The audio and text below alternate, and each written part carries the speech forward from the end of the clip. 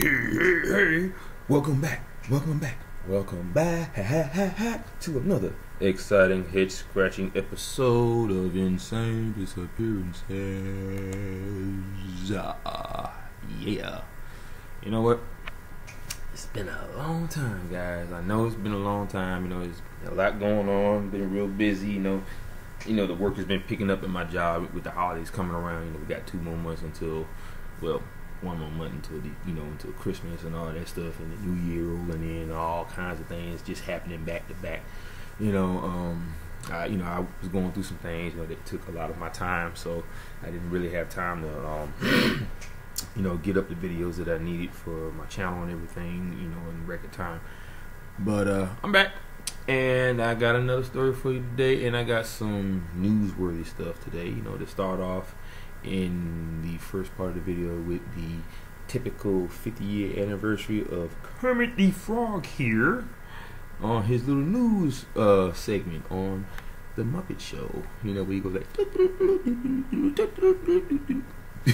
anyway, so a lot of strange things happening in the news today that I've been noticing. I'd say around the summertime, I believe either July or August, our mayor of the ATL reopened the Wayne Williams case, the Atlanta child murders case from back in the early 80s, which I was actually here at the time as a little boy when me and my mother moved down here, and when my father found out about the Atlanta child murders, he sent me a one-way ticket to Brooklyn to live with my nana. After he found out about that, like I said, so I was there when all that stuff was going on, but I'm here today. So, but yeah, it's just kind of weird how right after that case opened up, a lot of young black women have been vanishing from Georgia and turning up dead in landfills and all kinds of places. We have a Clark County student here in Georgia, from Clark County University of Georgia, who was recently reported as missing, I believe, maybe a couple of months ago. Just give me 1 second here. Her name is Alexis Crawford. Now, she was a missing student at first. She's 21 years old.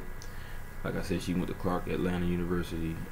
She was last seen by her roommate on October 30th. So this is like the night before Halloween, which is kind of weird how she disappeared right before Halloween.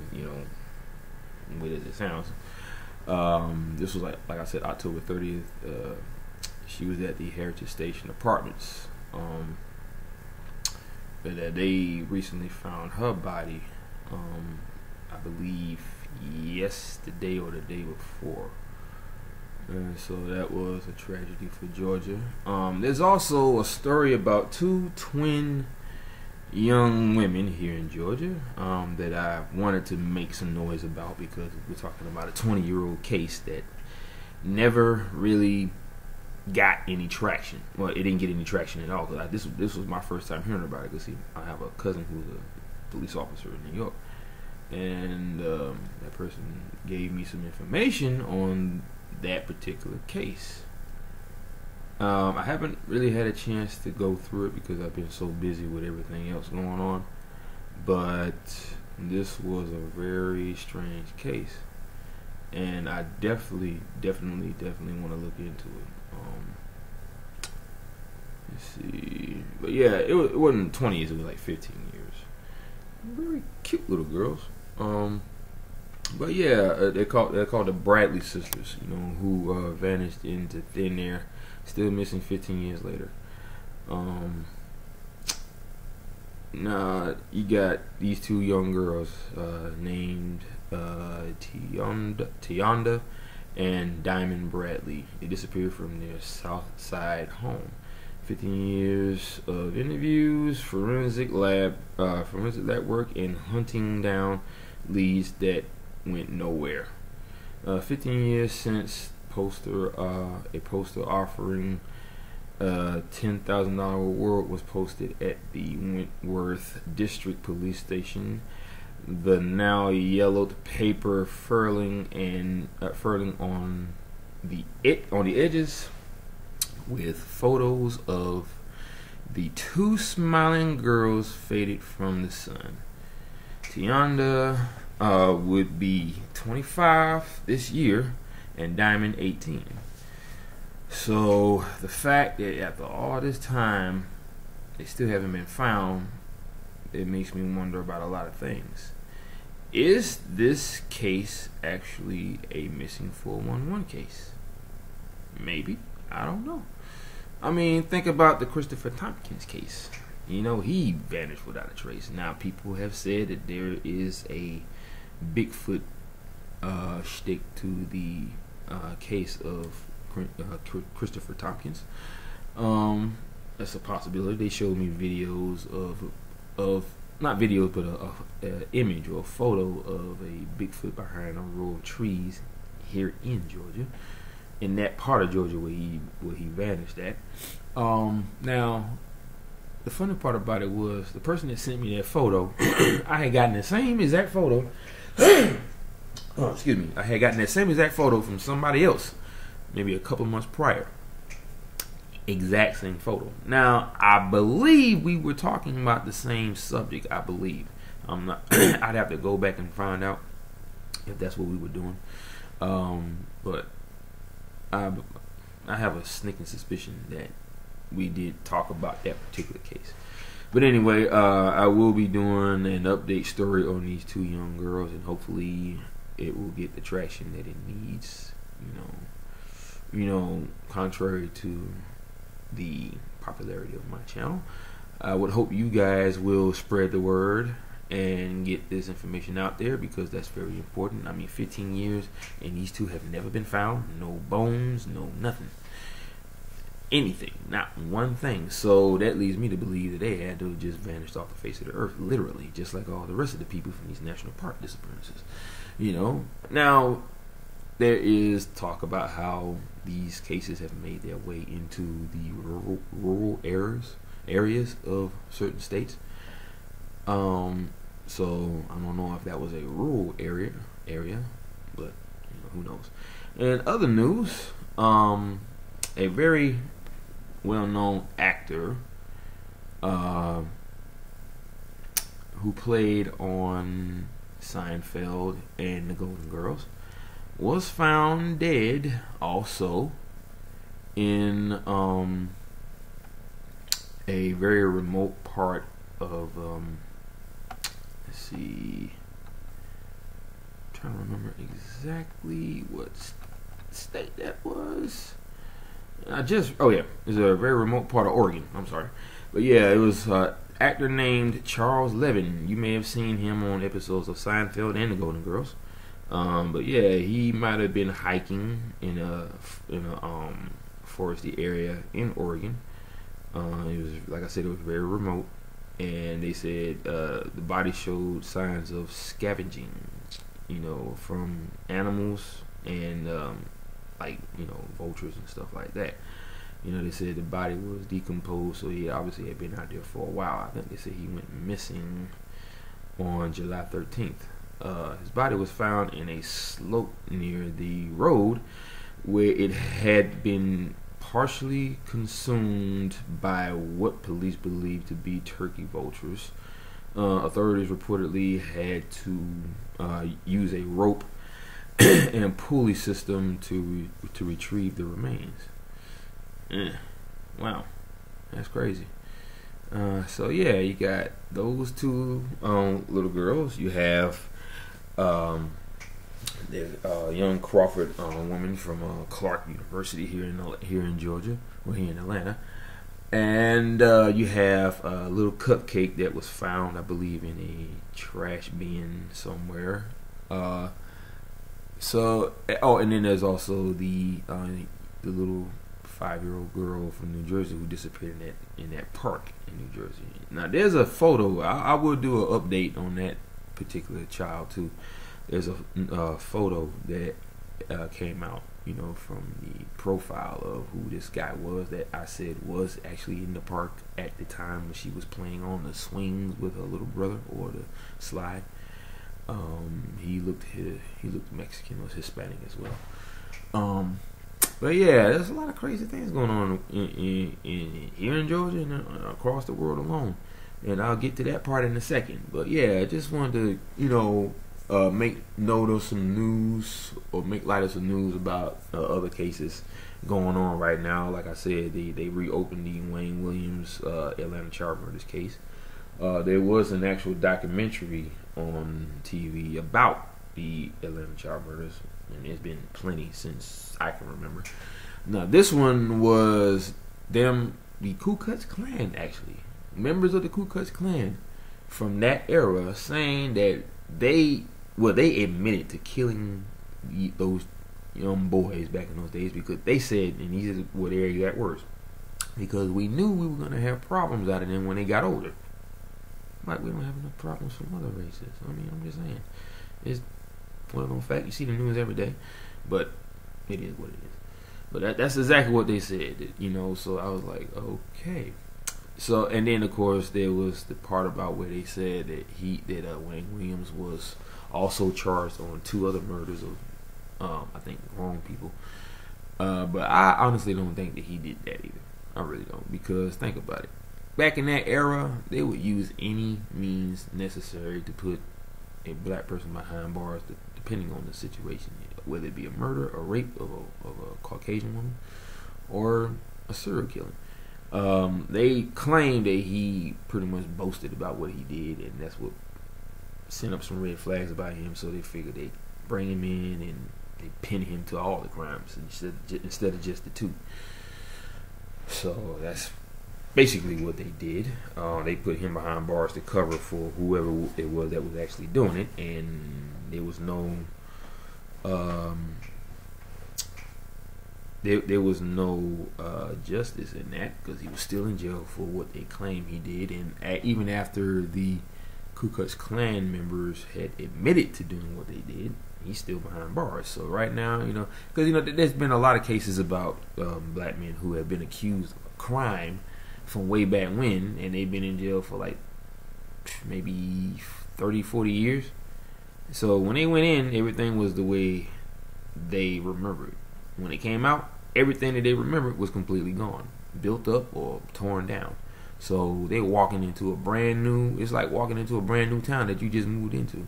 So there was one case about that where a young man was accused of a robbery at a bodega, and he was put in behind bars for years over a robbery. Okay?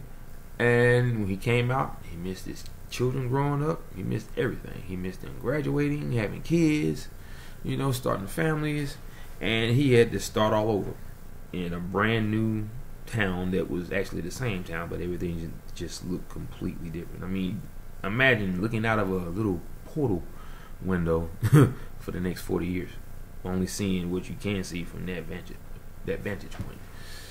So, but yeah, gonna get to the nitty gritty of the story of today. Now this is going to be about a young man in North Idaho. There's a search going on with the search and rescue crews. They issued a notice about a possible missing a possible missing hiker. Now this missing hiker is named Skyler Schnaidt. I believe that's Schnaidt. So I believe it's Schnaidt, or yeah, I'm terrible with that. Okay, now this is coming from Kootenai County of Idaho.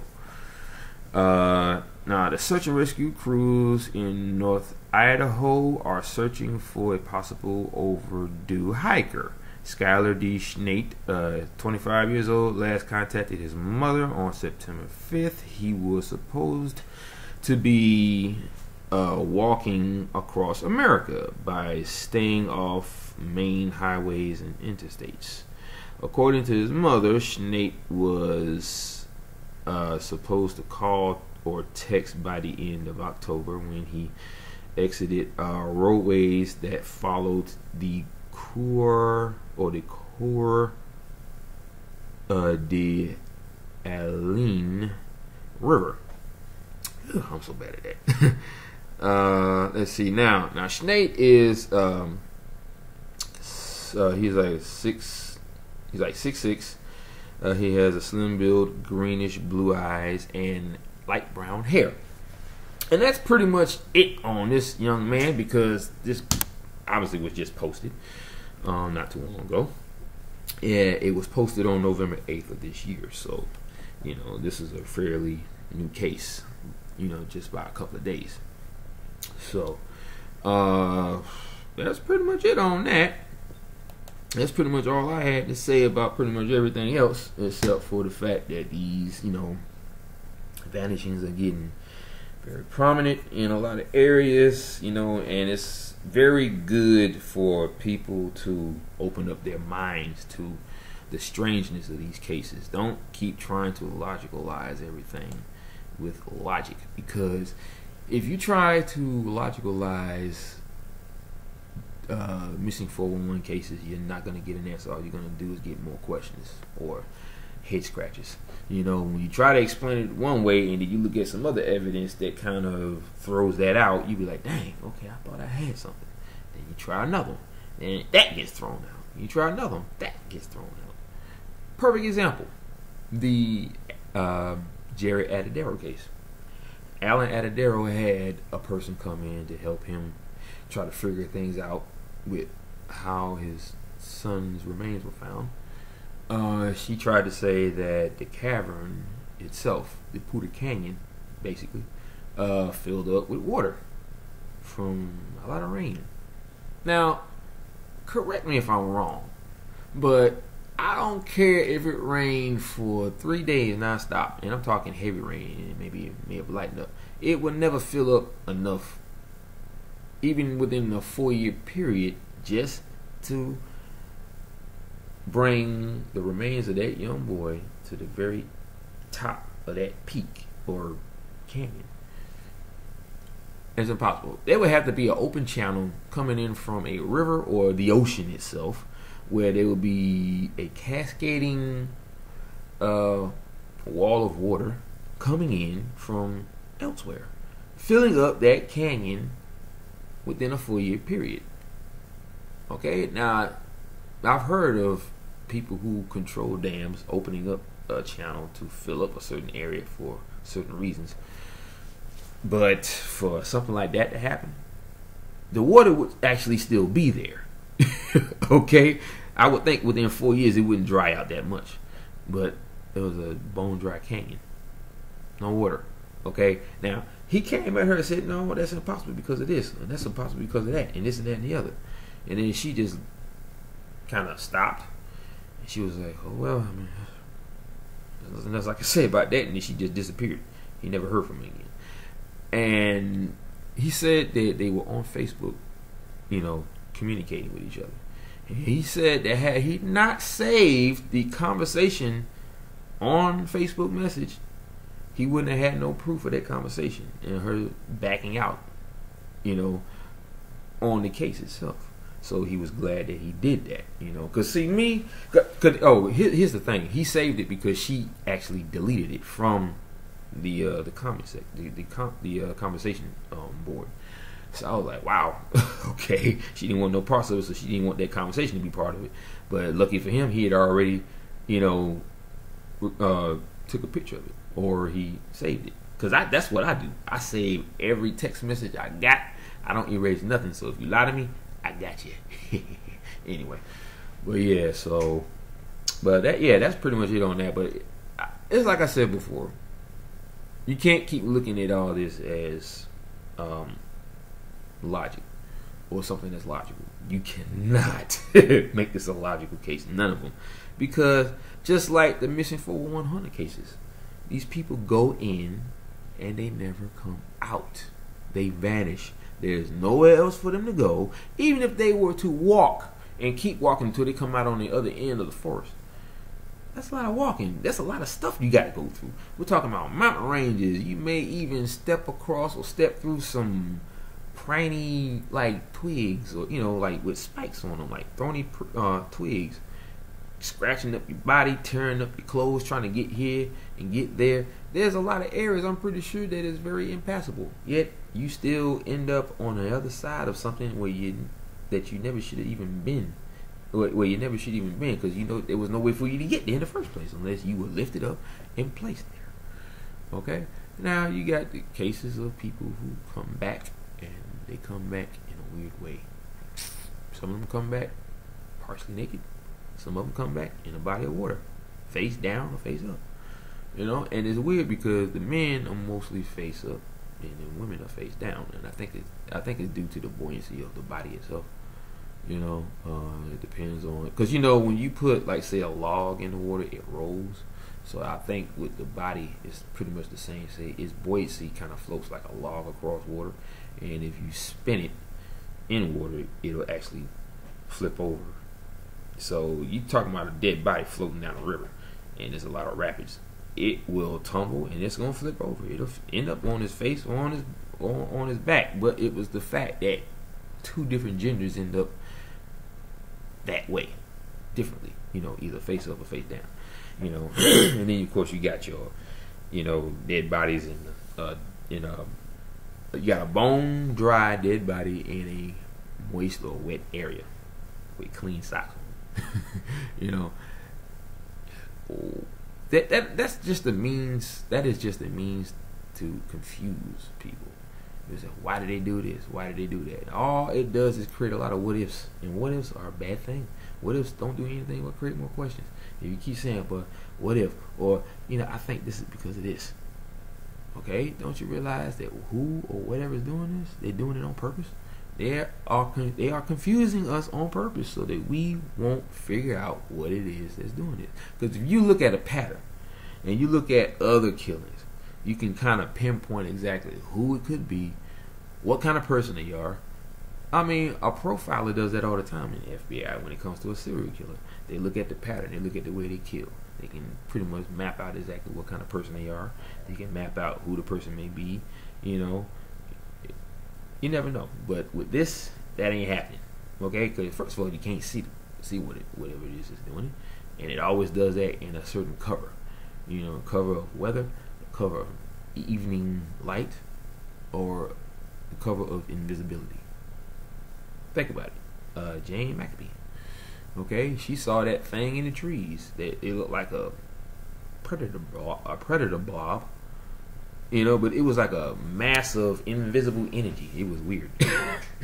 She said how it looked like it had an arm that stretched out and grabbed the tree, and it floated from one trunk to another. Well, not floated, but it pulled itself from one trunk to another, like as if it was Spider-Man or a monkey swinging from a vine or whatever. She said that's what it was doing. And I'm gonna tell you, on the Hunters video that David Paulides put out on iTunes, they did a very good job with the graphics, especially with that predator thing.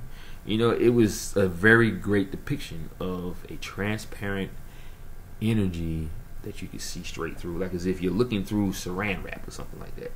And you can see it move if it shifts, and the light bounces off of the edges, so you can see the shape of it or the form of it. I saw something like that in my house not too long ago, where I was in my bedroom, and the master bathroom is like right across from my bedroom. All of a sudden, I hear the sound of one of my Caress body wash bottles fall flat on the frame of the bathtub. Okay?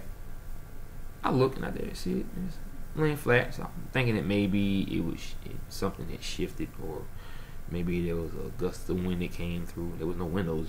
Well, there was windows open in my bedroom, but I don't think that would have made it fall. And then, seconds later, it hits the floor. But the way it hit the floor was impossible because it was laying flat on the platform of the bathtub, and it was away from the edge, so there was no way for it to tip over and hit the floor. Something had to have pushed it for it to land flat on the floor, because it didn't land like, say, on the butt of the bottle or on the head. It landed flat like this on the floor, directly from the bathtub. like as if someone just kind of went like this here, pushed it off the edge, and it just hit the floor. And then when I looked into the bathroom, at that second, I actually saw the form of a person. But it was like they were covered in some sort of cloaking, like some cloaked like material, their entire body, because when it shifted I could see the outline of a person, but everything else was just completely see-through. It was like looking at the Invisible Man. You know, it was so weird. You know, and it kind of freaked me out because I was hearing noises in my house, you know, throughout the day. Like I was downstairs cooking my food for my lunch, you know, for work, and I could hear something in the garage, like somebody was moving around in there, but I knew there was nobody in there because I was the only one home, you know. And then all of a sudden I heard this. I'm like, whoa, and I freaked out. I was like, wait a minute, because I actually heard that through the door in the garage, okay, which is over there actually on this side of my house, you know, because the kitchen is here and you got a hallway that leads into where the door is, with it leads into the garage. But anyway, so yeah, that's what I saw and that's what I heard. But anyway, that is it, my friends. I'm going to get off of here, and hopefully that this video will make you guys happy and realize that I am still here. I'm still kicking. They have not taken me. I haven't been to a national park where I vanished without a trace. My videos are still here, and I keep telling you, I'm not a threat to them, because as long as nobody figures out what that thing is, they can't say that I'm doing the wrong thing. I'm just doing the same thing everybody else is doing. I'm just talking about the stuff that nobody else wants to talk about. You know, even David Paulides doesn't want to talk about that because he doesn't want to lose his credibility. And I totally respect that. I give him too much respect to even think that he could put this stuff out there. He has a good idea of what's going on, but he doesn't want to say. And like I said, I can respect it, but I can't say it. But I can't say what it is because I don't know. But I can give you a good example of how the unknown is our reality, and we just think that it isn't because that's what they want us to think. Think about it. I mean, all these mysterious things that occur on this planet, yet it's always being deemed as folklore, myth, or fairy tale. Okay, you hear about fairies, yet there was a movie that came out with an actual photo of fairies floating right in front of these little girls' faces. This was a real photo, but yet people still try to say, oh, it was doctored, it was all this stuff. Okay, that's just your opinion because you don't want to believe in anything that ain't human. And see, that's one thing I notice about a lot of people. If it ain't human, it ain't real. Ancient aliens do that all the time. And you hear them talk, they say extraterrestrial this, extraterrestrial that. Now they're trying to say that guardian angels are terrestrials, or Jesus was an extraterrestrial. Okay. Like I said, anything that ain't human, you're an extraterrestrial. So if you confront them looking a certain way, you know what? He's got a weird sloped head. He could be one of those Egyptian. He could be a descendant of one of the Egyptians that had the elongated domes. So he could be an extraterrestrial too, but a hybrid. Can you imagine? I mean, I love that show, but I get so sick and tired of hearing them calling everything that ain't human or extraterrestrial. And just because you are an angelic figure, you're an extraterrestrial too, because you're not here on Earth. You're out there somewhere in a non-physical plane. Anyway, guys, like I said, that's it. Like I said, I just wanted to make sure I posted this video so you guys realize that I'm still kicking. I'm still here. It's just I had a lot going on, you know. Brother still got responsibilities and a daughter to take care of. You know, she's in college now. Thank you very much. Whoop, whoop. You know, but I still got to help her out. You know, so had a little snafu, and I don't want to disappoint my little girl, so I'm gonna make sure she has what she always needed, because you know her mom has been getting on my nerves. You know how that is. But anyway, guys, I keep saying it, but I keep talking. Well, look how long it's been. I haven't talked to you guys in a minute, so I'm just like, you know, happy. I'm out here. I'm sharing this information and everything. You know, recently, I'm just gonna keep going. I was looking at this video where they were talking about telekinesis and is it real? There's a lot of videos I've been getting into, other than, you know, people who disappear in national parks, because I'm such a, you know, just I like to broaden my education when it comes to the unknown. So telekinesis is definitely one of them. Telekinesis is a very, I'm not going to say tricky technique. When you watch these videos on telekinesis, where they can move things with their mind, the fact is that you don't really move objects with your mind. You move objects because your energy is an extension of the energy of that naturally made object. And when I say naturally made object, I mean any object made from the earth, like metal, rubber, wood, or basic. I want to say earth, but I guess that could be a close second. So you got metal, rubber, and wood. Pretty much every object that we know of is made of these, elements of the earth. So anything that's naturally made from any element from the earth, you'll be able to make the energy of that an extension of your own. Now you also have to be connected with the earth, like, or rooted to the earth and nature. You have to have a very strong connection with them in order for you to feel this. Now, the one thing that those videos don't tell you is, what is it that you feel when you're moving that object? Nobody ever makes that known. They always see you always see them moving the object, like Chris Angel or David Copperfield, and they're very good at what they do. I'm not even going to say that they're not doing it for real. They are. It's just that people don't know how they do it. But you got these videos that say it comes from the mind, and you have to make this energy ball in the palm of your hands in order to do it. No, that's not how you do it. The first thing you have to do is connect yourself with the object itself, the energy of it. And when your energy becomes an extension of that energy, let's just say this is a element made object, okay? This is my palm, of course. Now, there is going to be an energy field between you and that object, and that energy is going to feel like a cone.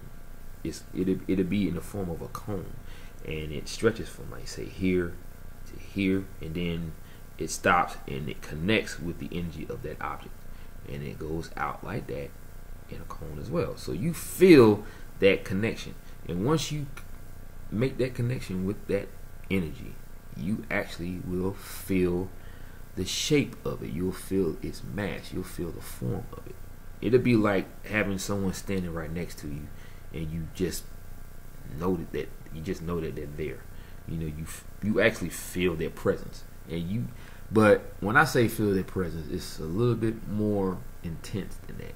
You literally feel every edge and every curve, every corner of that object, and the energy between you, the energy that the extension that you get from this object, you can actually move it at that point.